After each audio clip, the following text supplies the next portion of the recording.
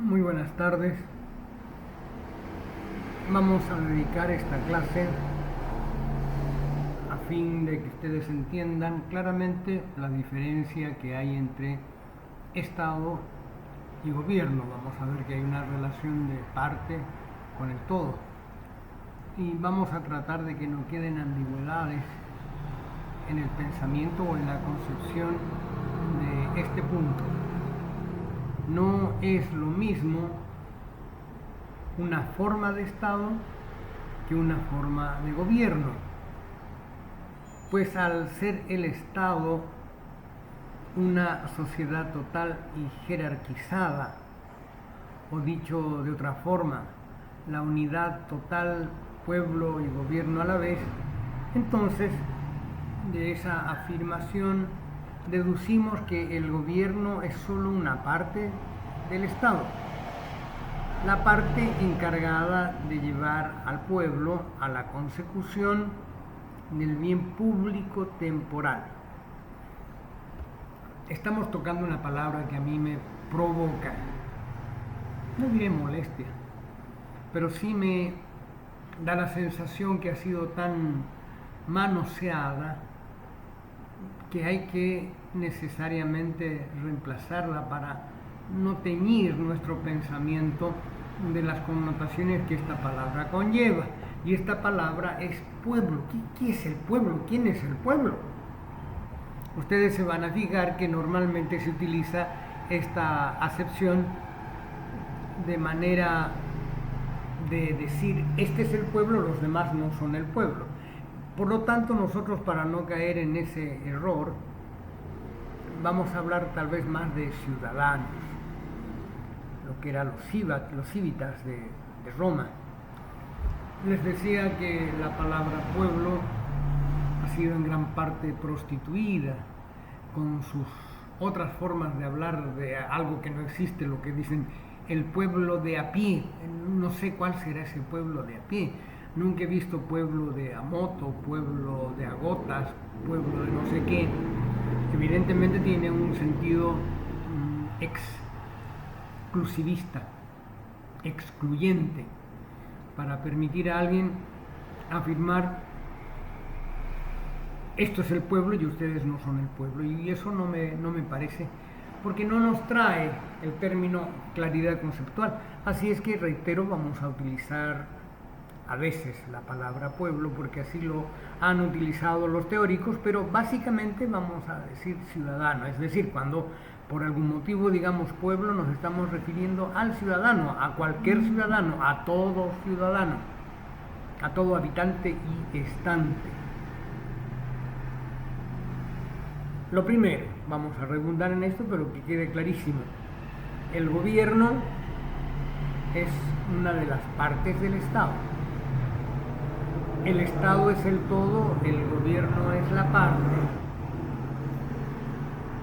Y decía la teoría que es la parte del Estado encargada de llevar al pueblo, de ahí venía la bendita palabra, a la consecución del bien público temporal. Habíamos visto hasta ahora que el Estado nacía de la necesidad que tenía el hombre en sociedad para poder convivir y que por eso existía el Estado. Pues bien, ese Estado tiene que permitir la convivencia a través de un sistema que se va a llamar gobierno. De esa forma se realiza el bien público temporal. ¿Por qué es temporal? Porque son situaciones que vinculan a los seres humanos y que por lo tanto van a tener límite en tiempo y en espacio, en el espacio que obviamente lo va a proporcionar el Estado. Dentro de las formas clásicas de distinguir al Estado o demostrar las formas que existen del Estado, tenemos el Estado unitario, el federal, el confederado, el regional. Esas son las formas en que el Estado se organiza. Mucha gente dice que son las formas de gobierno. No, estas son las formas del Estado. Acuérdense cuando bajo la dirección de el presidente boliviano, Perú y Bolivia conforman la Confederación Perú-Boliviana. Esa era una confederación. También el Estado, decíamos, puede ser unitario, puede ser federal y también puede ser, el Estado puede ser regional. Las formas del Estado, dicen los teóricos, comenzaron a ser desarrolladas por el derecho constitucional. Son producto de la técnica constitucional moderna, tanto en el terreno del derecho interno como en el derecho internacional. La forma política del Estado se utiliza incluso en textos constitucionales para designar la forma de gobierno.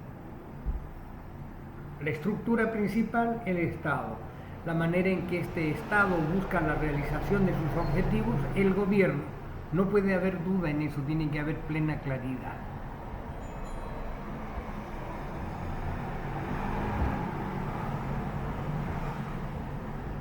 Decíamos que una estructura de gobierno es la forma en la que se organiza el poder de gobernar, y en el cual ha de desenvolverse para conseguir su objetivo. Reiteramos, la estructura es el Estado, la forma en que este Estado busca cumplir su objetivo es el gobierno, y esa estructura de gobierno es el reflejo de la relación de poder que existe dentro del Estado. Por eso que se dice que es la estructura de gobierno en la forma en que se organiza dicho poder. Según Héctor Fix Zamudio y Salvador Valencia de Carmona, tomen nota, el Estado es un término muy genérico y que designa a la totalidad de la comunidad política. En otras palabras, a un conjunto de instituciones y de personas, gobernantes y gobernados, que forman una sociedad jurídicamente organizada sobre un espacio geográfico determinado.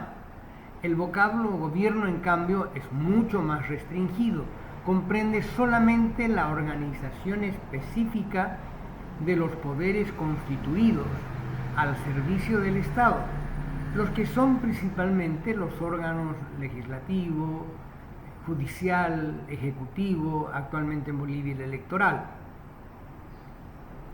Según Sánchez Bringas, las formas del Estado se refieren a las organizaciones o a la organización total del Estado como unidad política, como estructura con personalidad en la comunidad internacional.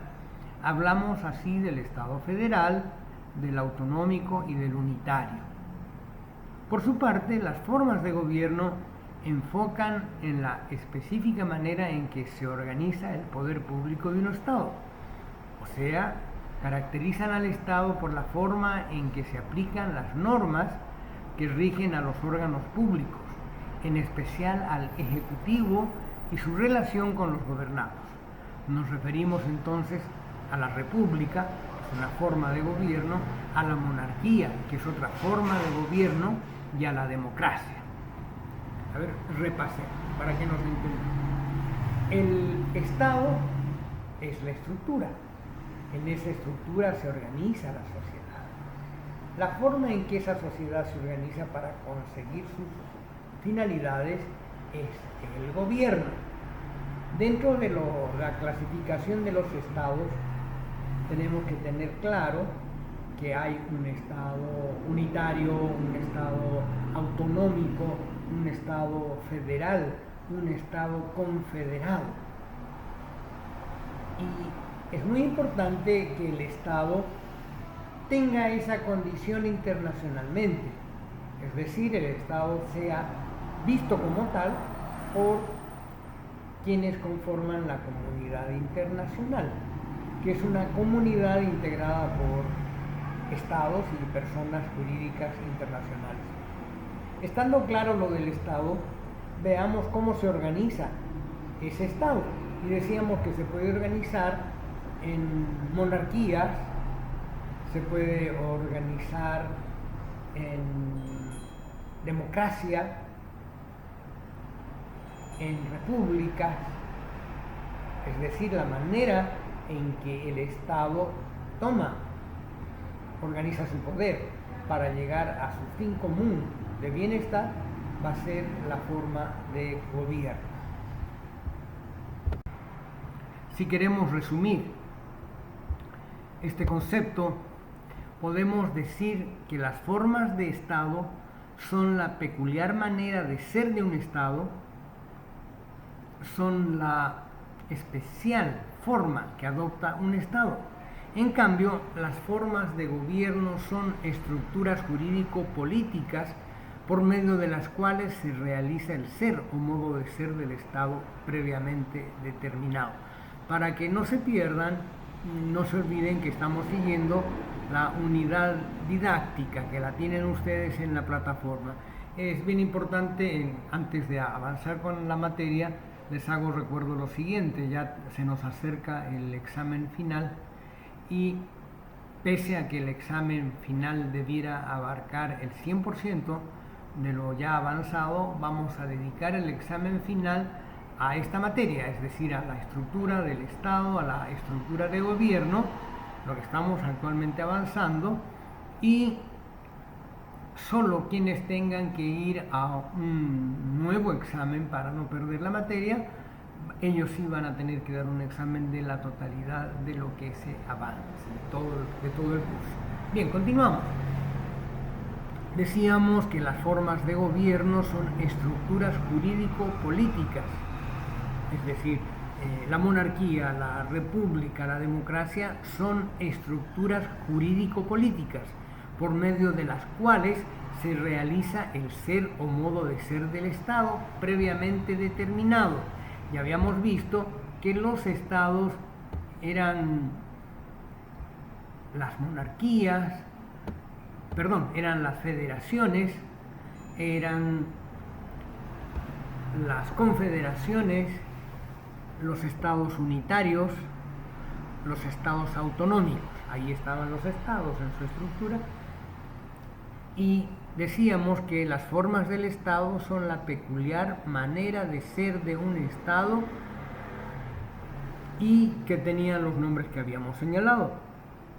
Ante la pregunta, ¿cuáles son las formas de Estado que usted conoce? De seguro ustedes se van a recordar y van a decir, reconocemos la autonómica, la unitaria, reconocemos también la federación, la confederación. ¿Y cuáles son las formas de gobierno que ustedes conocen? Y ustedes dirán, la monarquía, la república, la democracia. Tenemos entonces que entender la relación de todo aparte, la relación de que ambas estructuras están determinadas a través de la norma.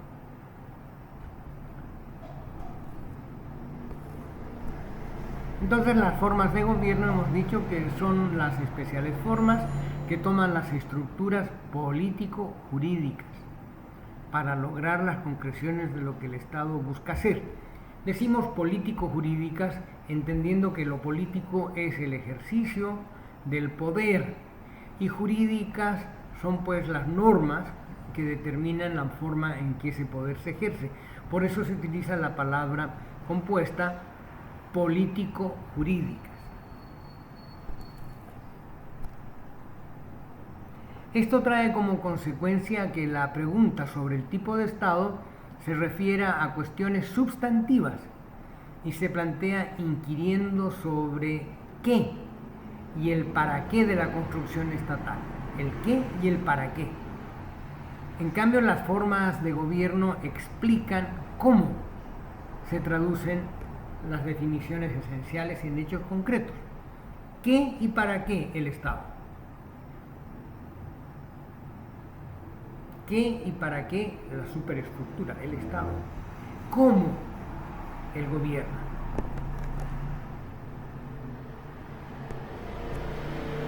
Habíamos citado a Fix Zamudio y Valencia Carmona y lo reiteramos, diciendo que respecto a la relación que guardan las formas de Estado y de gobierno, dicen ellos, existe una relación muy íntima y estrecha entre las formas de Estado y las formas de gobierno, lógico. ¿Qué y para qué siempre van a estar muy vinculadas con el cómo? Yo no puedo tener para qué este Estado qué es este Estado si tengo totalmente divergencia e incoherencia en el cómo, que es la forma de gobierno. De allí que esa relación sea muy estrecha. Ambas formas se implican e influyen recíprocamente. Obvio, si estamos viendo que el gobierno es el cómo del Estado, el qué y el para qué tienen necesariamente que estar estrechamente relacionadas con el cómo.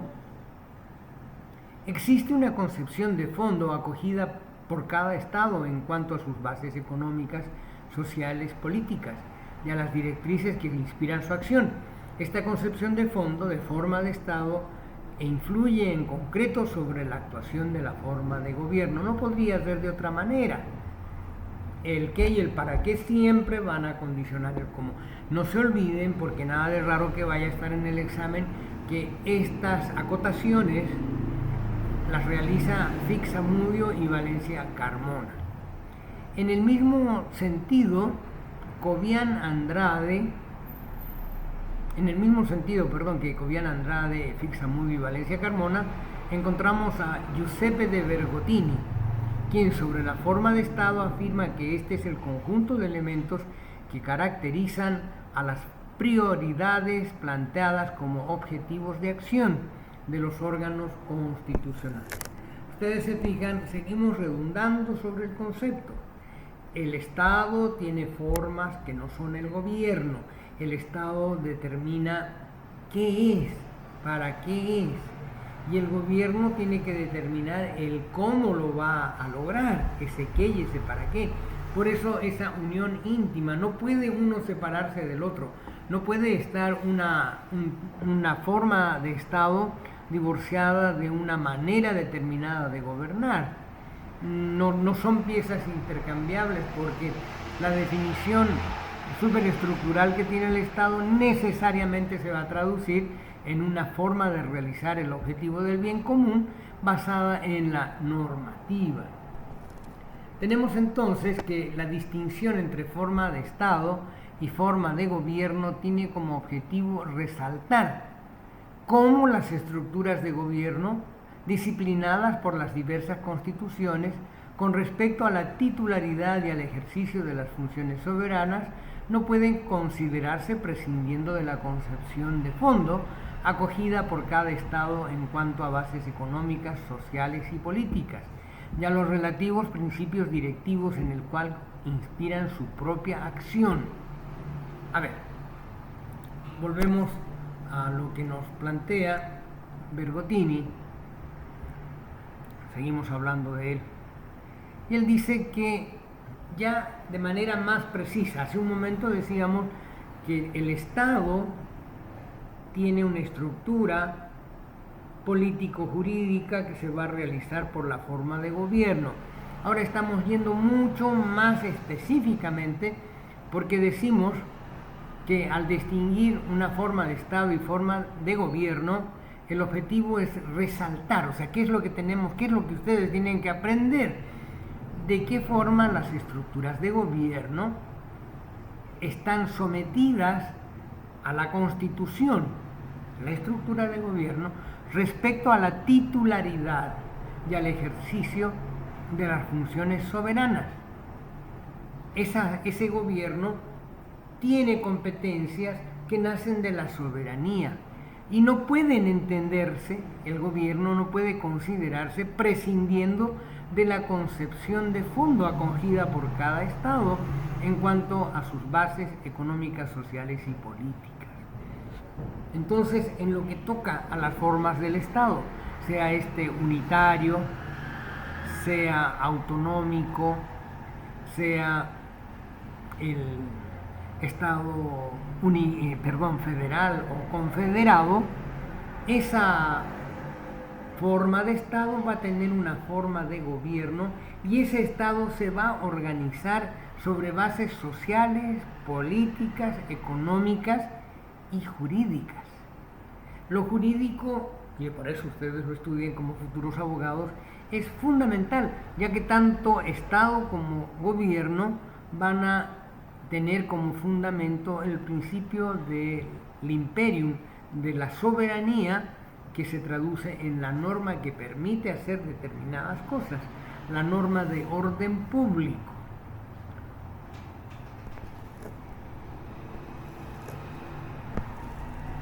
En conclusión, el Estado, o más bien el tipo o forma de Estado, establece los objetivos, el para qué, de los órganos de gobierno, que son órganos constitucionales.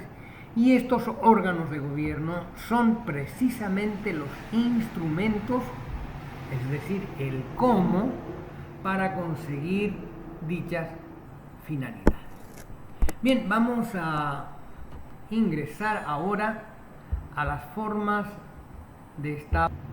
Estamos ingresando a las formas de estados tradicionales. Vamos a ver, no lo podemos dejar de hacer porque esta es la evolución un poco histórica. Como decíamos, hace bastante tiempo se creía que las formas de Estado se definían tomando en cuenta la estructura y conformación territorial. Este criterio ha sido superado y en este momento ya no sirve para la distinción de los diferentes tipos de Estado, es decir, para determinar las dos primeras formas de existencia del Estado, que eran estados compuestos y estados simples. Los estados simples corresponden a la época en que nace el Estado moderno, es decir, el siglo XVII-XVIII, cuando éste solo se encargaba de las tareas políticas más elementales, esto es el gobierno, la hacienda, la guerra y obviamente las relaciones exteriores, que fueron en su momento los principales o casi únicos ministerios con que contaban estas organizaciones simples. El Estado simple es conocido también como unitario. Les reitero que todo este material está en la unidad didáctica, así es que ahí lo van a poder ustedes ver. Lo importante es ahora que queden los puntos claros. Decíamos entonces que en la evolución histórica teníamos el estado simple y el estado compuesto. Decíamos que este criterio ha sido ya superado porque actualmente la complejidad jurídica del Estado no permite que se pueda hablar de una determinación de estados simples en relación al territorio, pero tenemos que conocerlo para saber las bases. El estado simple es conocido también como unitario y es aquel en que el poder se ejerce directamente sobre un territorio. Podemos ver que este tipo de sociedad política se caracteriza por poseer un gobierno centralizado en que los poderes ejecutivo y judicial son únicos, por lo que las leyes emitidas por estos serán las que regirán todo el territorio para hacer cumplir los derechos de la población. Este poder crea organismos auxiliares para el cumplimiento de sus fines, pero estos solo serán de carácter administrativo y carecerían de poder político. Si ustedes abren en este momento la unidad didáctica, van a poder corroborar que estoy leyendo de la unidad didáctica, ya que aparte de la lectura no tiene mayor misterio ni necesidad de comprensión. Ustedes ya comprendieron lo principal, que una cosa es Estado y otra cosa es gobierno, y que ambos están legislados, están regulados por la Constitución política que los va a crear. Estamos repasando históricamente los estados unitarios, que eran originalmente los estados simples. Ahora, en contraposición de este estado simple que tenía solamente dos poderes, es decir, el ejecutivo y el judicial, vamos a ver los estados compuestos, que son los que se unen manteniendo su independencia o cuando menos conservan partes internas que gozan de cierta autonomía, aunque dichas partes estén unidas por un lazo común. Este tipo de Estado surge por la unión de uno o varios Estados soberanos. Son en esencia las federaciones, las confederaciones y las asociaciones de Estados. Esta forma de organización era común en los regímenes monárquicos donde un solo monarca asumía el gobierno de dos países. Caracteriza a este tipo de estados que el poder y la administración siguen siendo independientes. Tenemos como un ejemplo para que se ubiquen la Commonwealth. La Commonwealth era la comunidad de naciones que integraban el Reino Unido, el United Kingdom, o Comunidad Británica de Naciones, que estaba compuesto por Escocia, Inglaterra, Irlanda del Norte, Australia, Belice y Nueva Zelanda.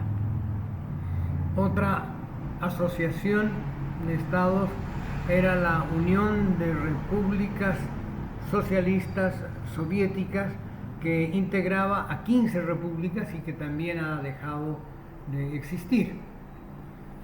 En este tipo de estado, a diferencia del estado unitario, se tiene una mayor complejidad, pues las entidades políticas menores que lo integran están sometidas a los poderes del Estado, al poder ejecutivo, al legislativo, al judicial,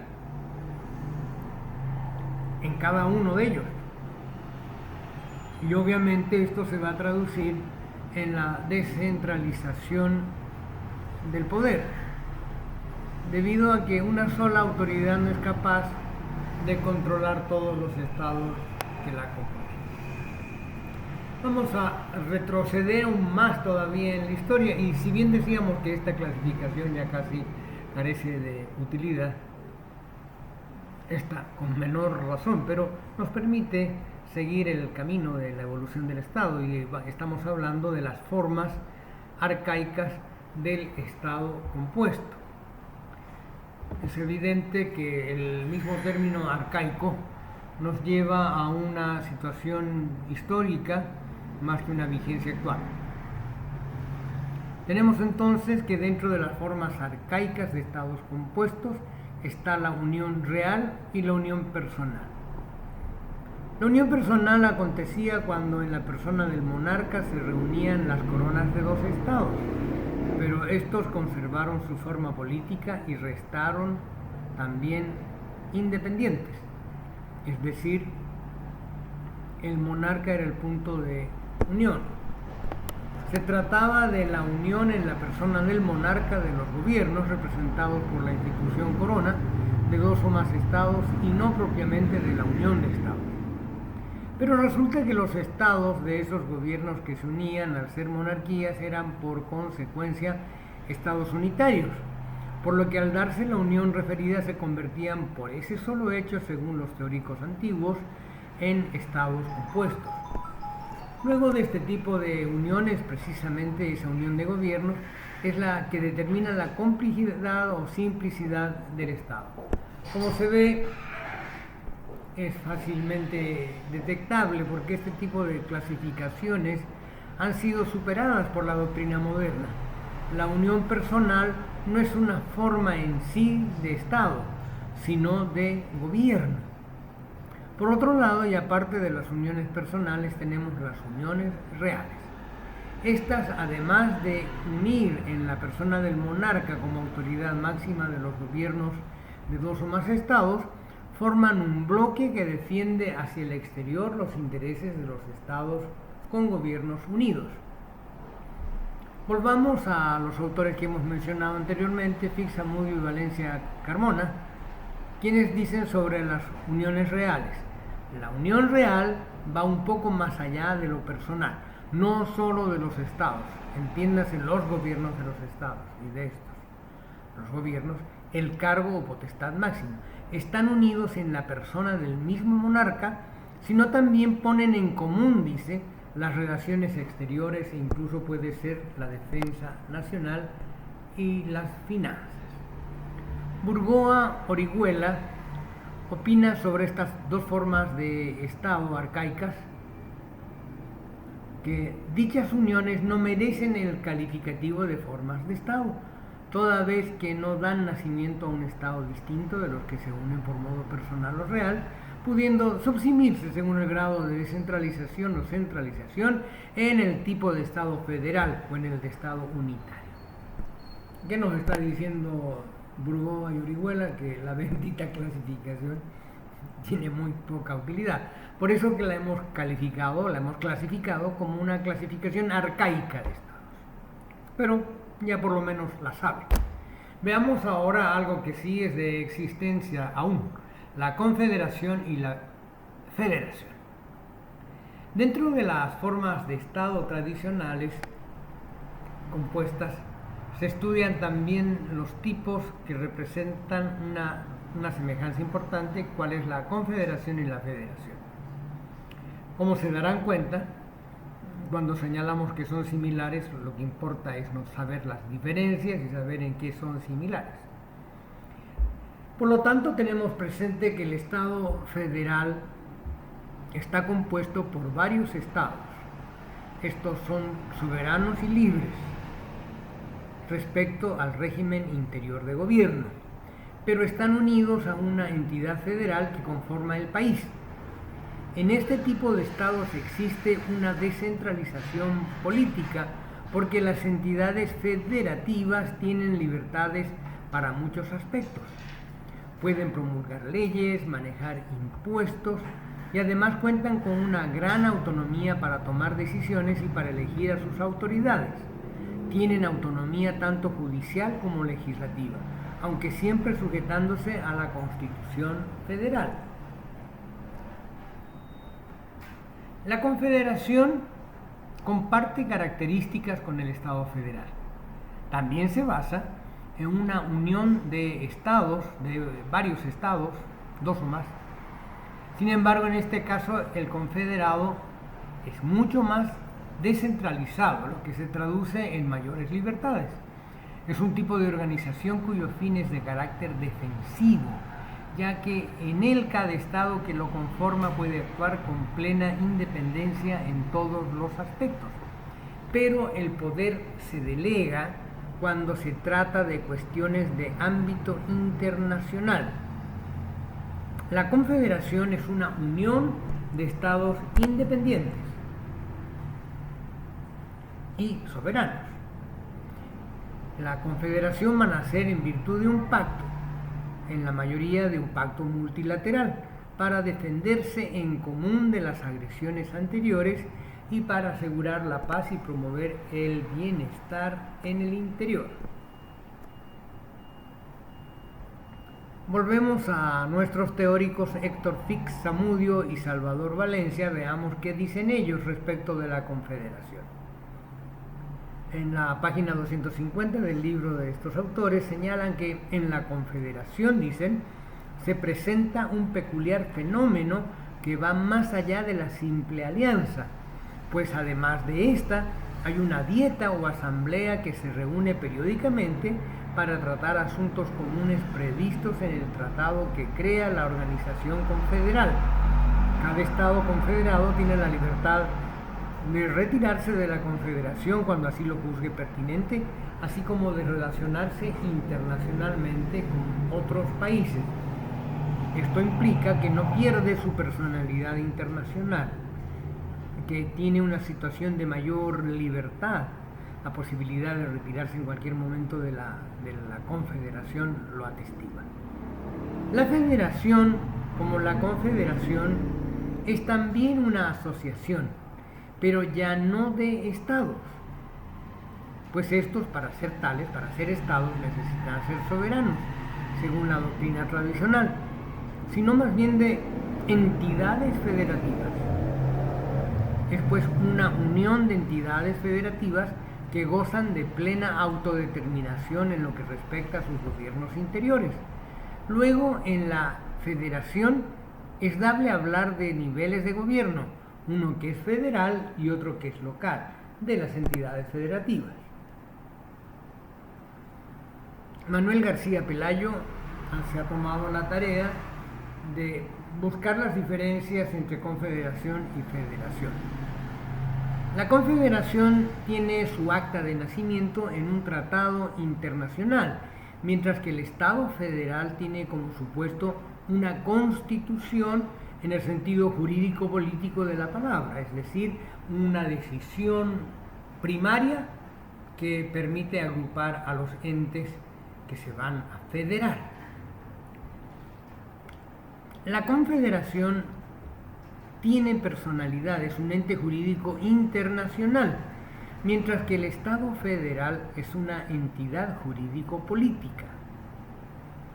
No me malentiendan, porque la Confederación es una entidad jurídico internacional donde los componentes siguen manteniendo su personalidad como integrantes de la comunidad internacional.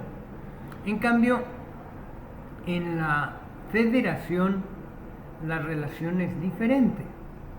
En la Confederación los Estados miembros están vinculados de modo inmediato a la comunidad internacional. En el Estado federal solo la Federación es sujeto de derecho internacional. Esta circunstancia, unida al hecho de basarse en una constitución, hace que solo la Federación tenga poder originario y la competencia de las competencias y por consiguiente que solo ella sea soberana. Aquí no hay varios concurrentes soberanos, hay un solo ente federativo soberano. En la Confederación, decíamos, la soberanía continúa perteneciendo a los Estados miembros. Veamos en el quinto punto. En relación con el carácter soberano se encuentra el hecho de que las decisiones de la Federación obligan directamente a los ciudadanos. En cambio, la Confederación carece de poder directo, de manera que sus decisiones, para convertirse en vinculatorias, han de transformarse en leyes de los diversos estados. Las relaciones de la Confederación, y esta sería la sexta característica, las relaciones de la Confederación con los estados confederados y de estos entre sí son de derecho internacional, sea general, sea especial, el cual en cambio es incompetente para juzgar las relaciones internas del Estado federal. En resumen, podemos afirmar que ambas, la Federación y la Confederación, surgen de un pacto entre Estados. Pero una vez dado este pacto, la situación jurídica política de los Estados varía de manera sustancial. En la Confederación, cada Estado pactante mantiene su independencia y es libre de abandonar el pacto. En cambio, en la Federación, los firmantes desaparecen y se integran en un nuevo Estado federado. Han debido escuchar que hay una serie de propuestas políticas en relación a nuestro país de pasar del sistema unitario al sistema federado. Como confederados tenemos la experiencia de la Confederación Perú-Boliviana en el año 69, si no me engaña la memoria. La Confederación Perú-Boliviana fue una expresión de poder muy importante en Sudamérica y motivó que los ejércitos chilenos tratasen de derrotar a Perú y Bolivia, quienes estaban confederados y en defensa mutua. Hubo un momento para que ustedes vean lo que son las oportunidades. Alguien dice, cuando tú tienes una oportunidad y la dejas pasar, tú desencadenas una serie de consecuencias. Yo diría que el haber dejado pasar la oportunidad que nos dio la Confederación Perú-Boliviana terminó con el enclaustramiento de nuestro país. Y les cuento por qué. El ejército chileno fue atrapado en un sistema así de pinzas, que es una estrategia militar.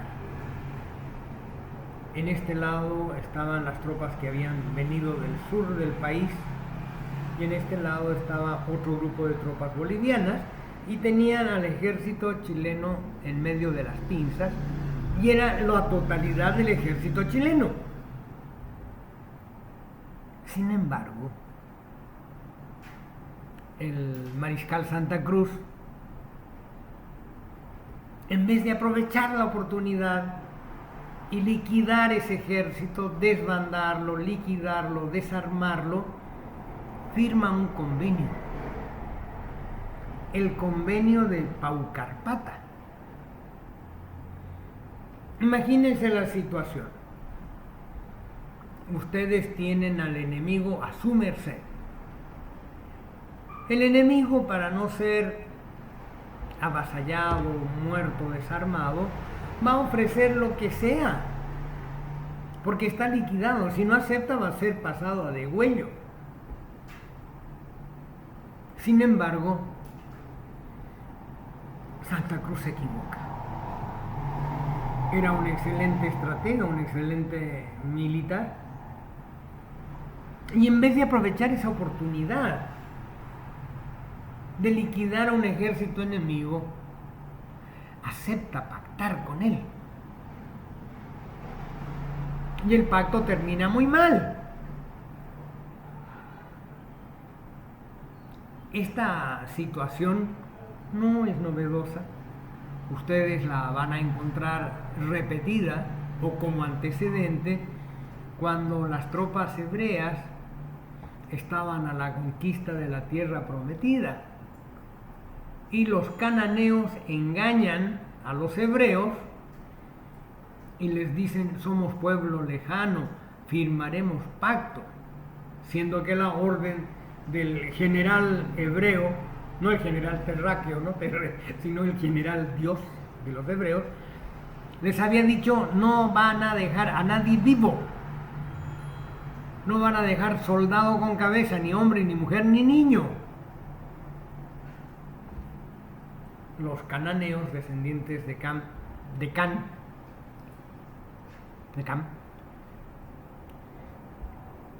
se echaron tierra encima, se subieron a sus camellos, a sus animales, y aparecieron frente a los hebreos con sus ropas raídas, diciéndoles que venían de muy, pero muy, muy lejos, y que jamás iban a pelear en contra de ellos, en contra de los israelitas, y que firmaran pacto.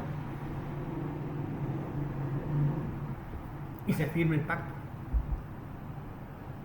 Y de esa forma los semitas, los judíos, los israelitas, los descendientes de Jacob, no liquidan a los cananeos. Y de esa forma el ejército boliviano no liquida al ejército chileno y firma el pacto de Paucarpata. Y les cuento lo que viene después, porque yo les digo, el tema de las oportunidades es fundamental. La Confederación Perú-Boliviana, al firmar el convenio de Paucarpata, permite que las tropas que estaban en medio de la pinza escapen, desciendan hacia la costa, se suban a los barcos y vuelvan a Chile. Después de esto, Santa Cruz va a ser sacado de su cargo, se va a disolver la Confederación, pero Chile va a volver. En 1879 va a volver con esas mismas tropas, esos mismos ejércitos, ese mismo armamento, pero esta vez va a tomar Antofagasta, Calama, va a tomar todo el litoral boliviano. ¿Cuáles son las consecuencias de dejar pasar una oportunidad histórica? Sí, bien por ustedes que se están acordando del ejemplo, del antecedente. ¿Qué ha pasado con los hebreos y los cananeos? ¿Qué está pasando el día de hoy en la Franja de Gaza? ¿Qué está pasando el día de hoy en las alturas de Golán? Son los mismos cananeos, hoy día llamados palestinos, que no fueron pasados en armas cuando era el momento. Yo no sé qué simpatía puedan tener ustedes con los palestinos. Estamos hablando de una situación histórica. Yo no sé qué simpatías puedan tener ustedes con los chilenos. Estamos hablando del Tratado de Pau Carpata y estamos hablando de los estados y los estados confederados.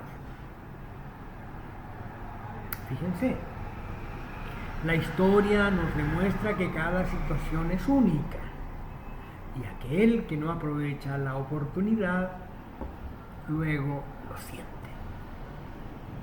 Nos corresponde ahora, después de esta breve reminiscencia histórica, entrar a ver lo que más conocemos, el Estado unitario. Les decía que actualmente hay la postura política de que seamos federales. No sé si han escuchado, antes de las elecciones últimas, hay mucha gente que quiere que seamos federales.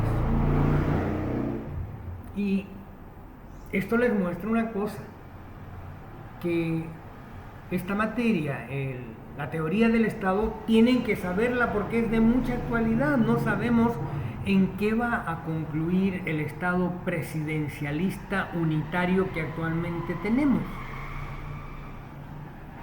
Tal vez el día de mañana seamos realmente federados. En este rato se supone que ya casi no somos ni presidencialistas ni unitarios y que somos autonómicos, eso se supone. Vamos a estudiar el Estado unitario, vamos a estudiar el Estado autonómico y eso les va a permitir a ustedes saber qué terreno están pisando como juristas, como abogados, dentro de lo que son las clasificaciones del Estado. Vamos al Estado unitario. En nuestra unidad didáctica constatamos que este tipo de Estado es una de las maneras en las que se puede estructurar un país. Engloba, dice, desde la organización territorial hasta cómo se configuran los poderes ejecutivo, legislativo, judicial y añadimos nosotros electoral. Este tipo de Estado se caracteriza por la centralización del poder, con un solo gobierno que controla todo el territorio. Pueden existir regiones, provincias o departamentos con unas pocas competencias, pero el grueso de estas se concentran en el gobierno central. Como ven, es nuestra forma de organización. Los poderes judicial y legislativo también están centralizados. Habíamos visto clases atrás que ni siquiera estaban centralizados, ni siquiera había división de poderes y pese a eso éramos Estado. Decíamos que el Estado unitario tiene como característica la centralización del poder. Hay un solo gobierno que controla todo el territorio. ¿Las gobernaciones son gobiernos autónomos? Teóricamente sí. Cuando eran prefecturas no lo eran. ¿Qué otro gobierno autónomo existe en nuestro país? Las municipalidades. ¿Qué otro gobierno autónomo? Las naciones originarias y sus territorios. Por eso les decía que hemos pasado de Estado unitario a un componente híbrido autonómico. No se olviden lo que ya hemos visto en anteriores sesiones, que hemos copiado, no hemos creado, hemos copiado el modelo español. Han venido los españoles a dictarles a los constituyentes, van a poner esto y van a poner aquello. Esta historia de la Constitución nueva es un aire que circula en todo Sudamérica. Hace poco, en Chile, si no recuerdo mal, se ha escogido al órgano constituyente y van a empezar a redactar la Constitución. Nuestro gran problema, nuestro gran defecto es que la Constitución no es la Constitución, no la hemos redactado. Les hago recuerdo, y esto es importante no perderlo de vista, cuando se reúne la Constituyente en Sucre, la Constituyente no llega a preparar un texto constitucional. La Constituyente, por el problema de la capitalidad, Sucre quería ser la capital de Bolivia, mantenerse en ese estado. Esto concluye con una crisis donde los constituyentes oficialistas deben huir y se refugian en Oruro. Y en Oruro se refugian dentro de un regimiento. Y ya no está el 100% de los constituyentes, sino solamente los constituyentes proclives al gobierno de ese entonces, del año 2009. ¿Y qué va a ocurrir? Que una vez que ellos sacan, entre ese grupo, sacan la Constitución, vamos a llamar a esa Constitución la Constitución de Oruro, esta Constitución llega al Parlamento. El Parlamento, por las normas que crearon la Constitución, no tenía nada que ver con la constituyente. No tenía nada que ver, más bien la ley les prohibía a los parlamentarios meterse en las labores de la constituyente. Sin embargo, ese año, en 2009, había una convulsión social muy grande en el país. Y la única manera de superarla era a través de un acuerdo político. Y ese acuerdo político motiva que entre unos 4, 5, 6, 10, si quieren, modifiquen la Constitución de Oruro. Que quede clarito. Se elige el poder constituyente, que está integrado por el 100% de esos electos, no me acuerdo cuántos eran.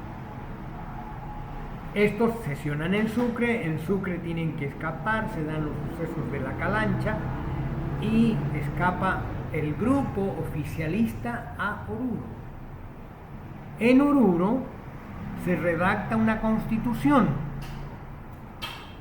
pero esta constitución, por la situación de convulsión, tenía que ser aprobada por pacto político, pese a que era ilegal la participación de los políticos de oficio, cuales eran los asambleístas en el tema.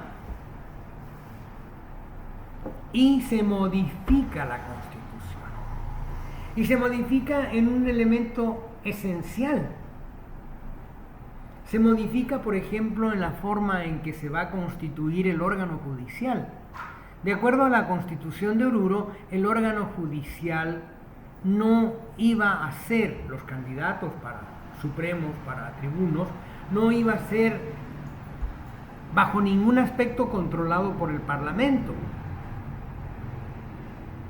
Y no iba a ser controlado por el Parlamento porque cualquiera, así se hubieran presentado 500 candidatos a magistrados, pues de esos 500 candidatos se iba a escoger. En cambio, ahí se negocia que no sea la ciudadanía quien escoja, sino que sea el Parlamento que escoja a los candidatos.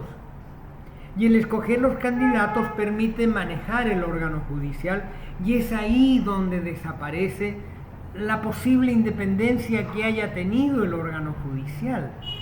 Es ahí donde desaparece la posible independencia que pudiera haber tenido en la actualidad el órgano judicial.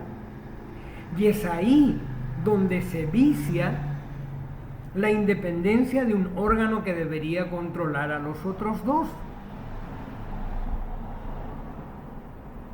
La constituyente produce la Constitución de Oruro. La Constitución de Oruro es cambiada y es aprobada por el Parlamento, y esa es la Constitución que se va a votación. Los ciudadanos bolivianos no tenían manera de impugnar esa situación y han votado por un sistema normativo que no fue realizado por la constituyente. Entonces, esta Constitución tiene pues un pecado de nulidad terrible.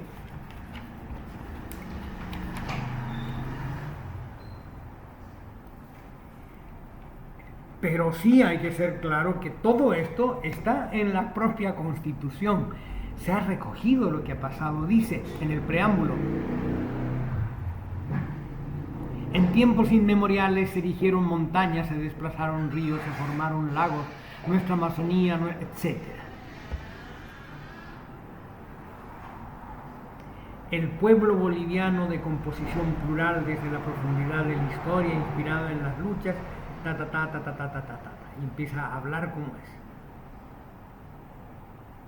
Nosotros, escuchen esto, mujeres y hombres a través de la Asamblea Constituyente y con el poder originario del pueblo, manifestamos nuestro compromiso con la unidad e integridad del país, cumpliendo el mandato de nuestros pueblos con la fortaleza de nuestra Pachamama, y gracias a Dios refundamos Bolivia. Honor y gloria a los mártires de la gesta constituyente y liberadora que han hecho posible esta nueva historia.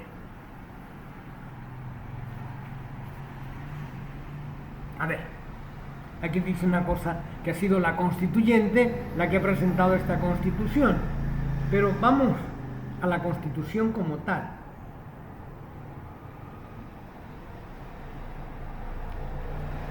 Aquí viene pues la develación, que contradice lo que han leído en el preámbulo, y dice así: Evo Morales Ayma, presidente constitucional de la República, por cuanto el pueblo boliviano, a través del referéndum de fecha 25 de enero de 2009, ha aprobado el proyecto de Constitución Política del Estado presentado al Honorable Congreso Nacional por la Asamblea Constituyente el 15 de diciembre de 2007, Asamblea Constituyente, con los ajustes establecidos por el Honorable Congreso Nacional. ¿Podía acaso el Honorable Congreso Nacional usurpar las funciones de la Constituyente? No podía, estaba prohibido. Justamente el concepto de poder constituyente es un poder primigenio, como dice acá. Refundamos Bolivia. No puede, pues, señor, usted refundar Bolivia. Sí, usted puede, constituyente, pero usted, pinche parlamentario, no puede. No puede venir y reformular lo que los constituyentes hicieron. Sin embargo, se hace con los ajustes establecidos por el Honorable Congreso. ¿Cuál Honorable Congreso Nacional? Estaba prohibido de tomar parte en las actividades constituyentes. Prohibido.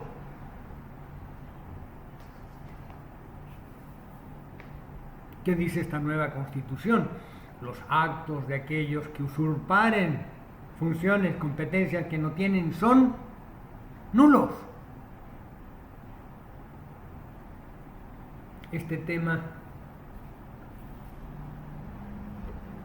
no se debate porque no es políticamente correcto, porque si tomamos el concepto que tenemos de Estado de Derecho, vamos a ver pues que no hay tal Estado de Derecho. Estamos partiendo con una constitución coja. Y que, como ustedes ven, la reforma que se hace no es pues que le han cambiado una coma, una palabra, es una reforma que ha permitido que el presidencialismo cope a los demás poderes, es decir, es trascendental. No sabía. Bueno, ahora ustedes, futuros abogados, ya lo saben, porque esta situación sigue igual. Estamos viendo las características del Estado unitario. Vemos que en el Estado unitario se caracteriza por concentrar el poder en un solo centro.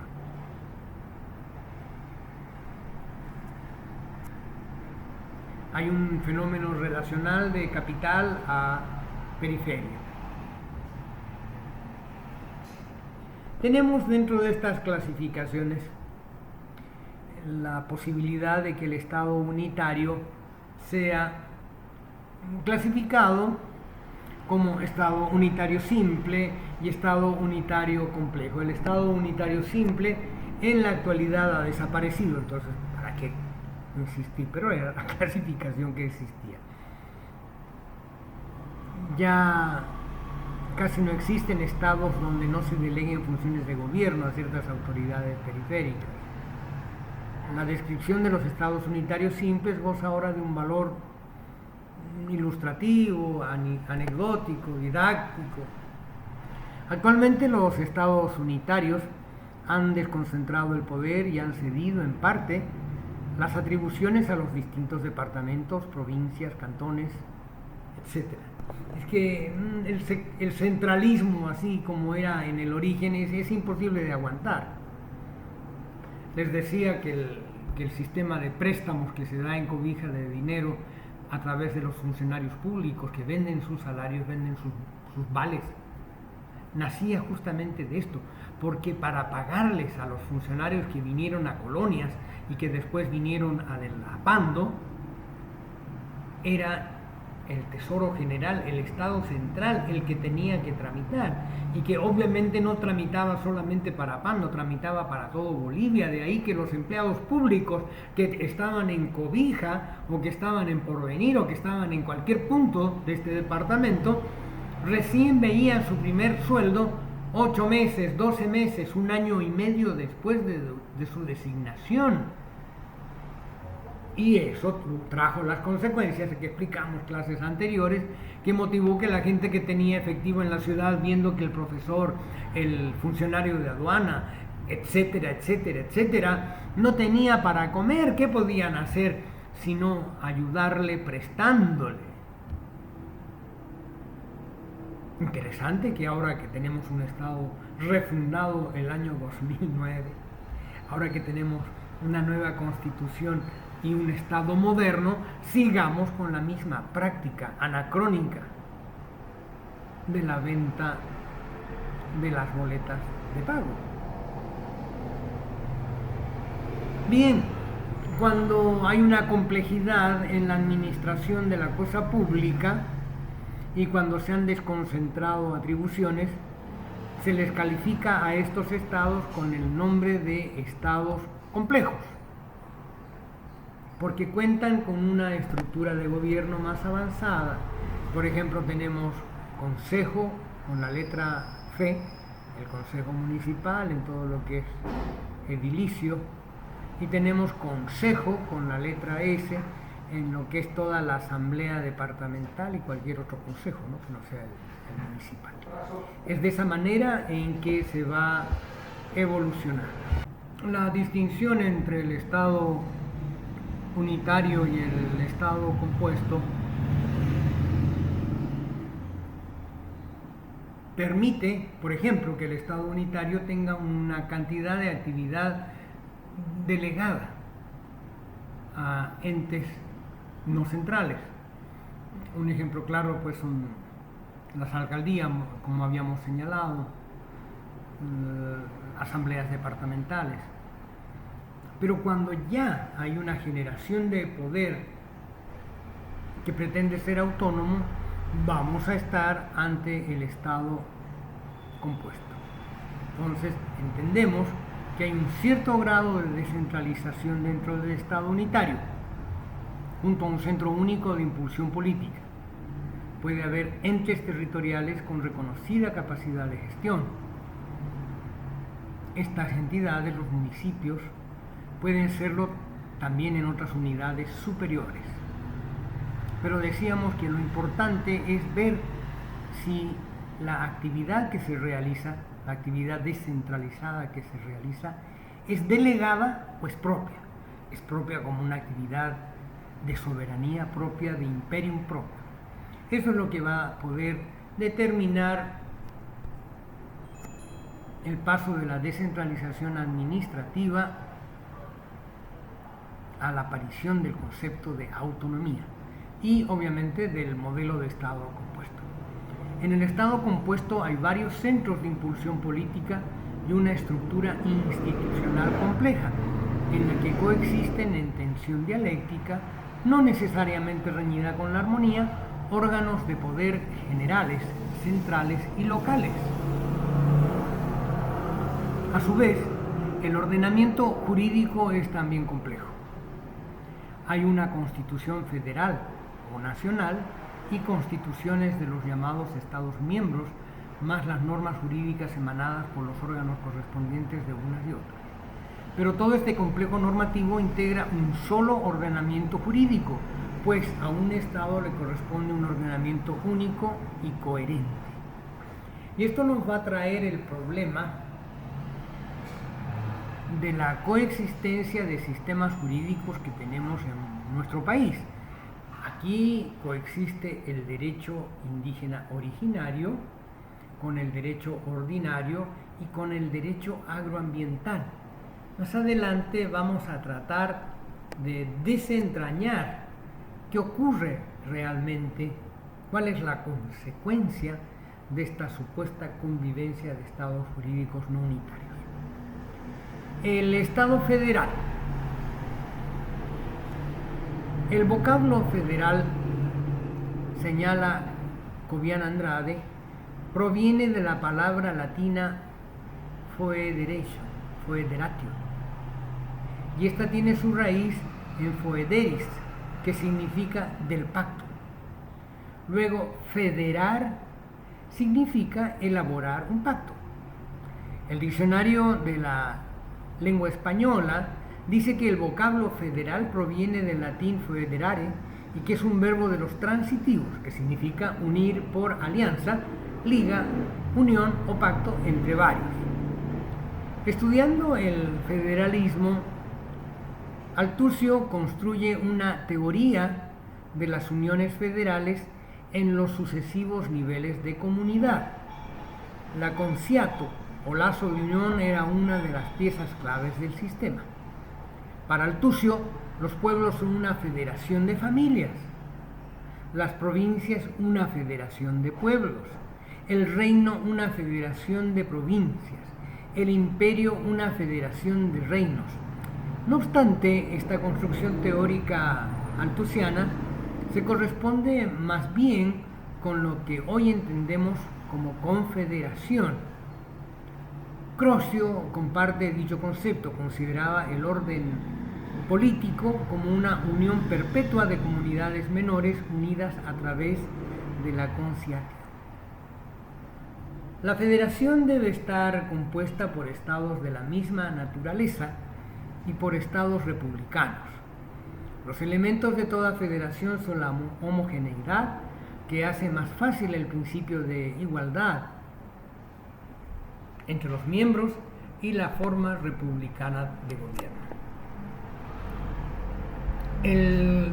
Históricamente, el primer estado federado es el que nos presenta los Estados Unidos de Norteamérica, es decir, la Constitución estadounidense de 1787.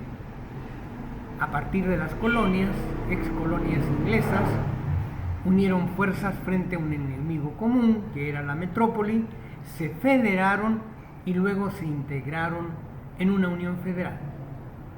La federación es una permanente tensión dialéctica de dos tendencias, a la unidad y a la diversidad, contradictoria entre sí. Según sea la síntesis entre ambas, así será la federación resultante. La tendencia a la unidad se ve propiciada por diversos factores, de los cuales unos son supuestos preexistentes y otros son objetivos que se pretenden alcanzar. En el caso norteamericano, hay estados que tienen concepciones diferentes del federalismo. Por ejemplo, el concepto de que todo ciudadano no debe obedecer a los entes que va creando el federalismo porque son contrarios a su libertad. No se olviden que estas colonias se rebelan tras de un proyecto de libertad y sobre todo de libertad religiosa.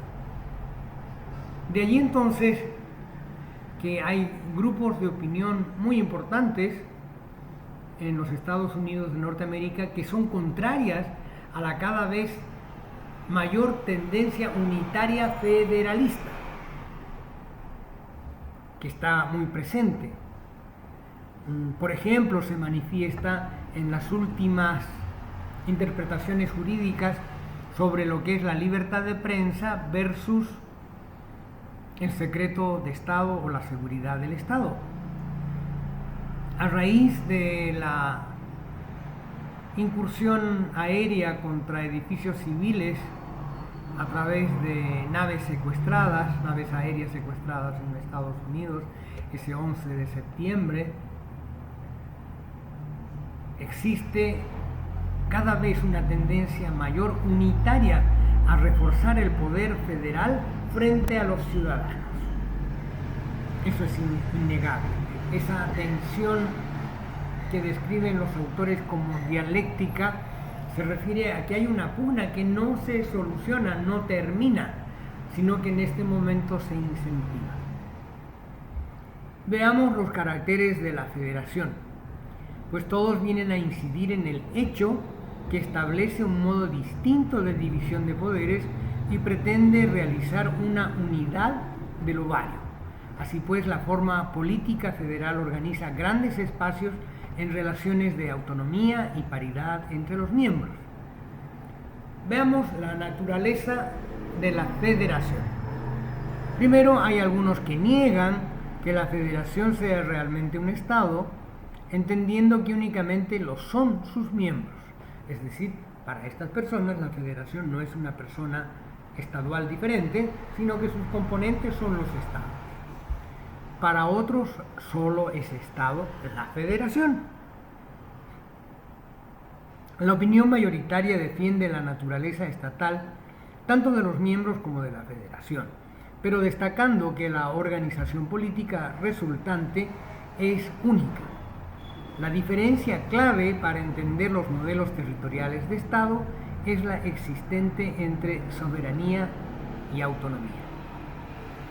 Bien, en la clase del día de hoy hemos visto formas arcaicas de Estado, hemos visto esquemas superados de la clasificación de los estados, hemos conocido lo que ha ocurrido el año 2009 con nuestra propia Constitución y su ilegalidad evidente, y estamos analizando el Estado unitario contraponiéndolo al Estado federal. Gracias por vuestra atención.